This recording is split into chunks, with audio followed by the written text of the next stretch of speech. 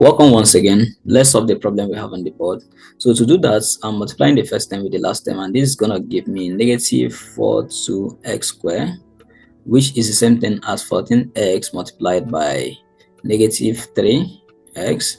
Now I'm plugging this back into our equation. I'm going to have 2x squared plus 14x minus 3x minus 21 equals 0.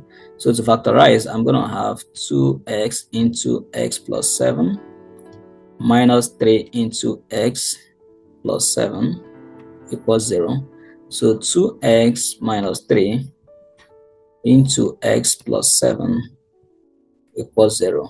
So this implies either 2x minus 3 equals 0 or x plus 7 equals 0.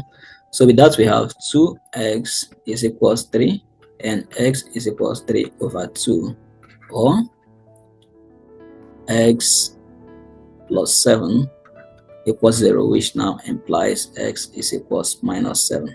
So x equals 3 over 2, or x equals minus 7, this was minus, sorry, are the roots of our quadratic equation.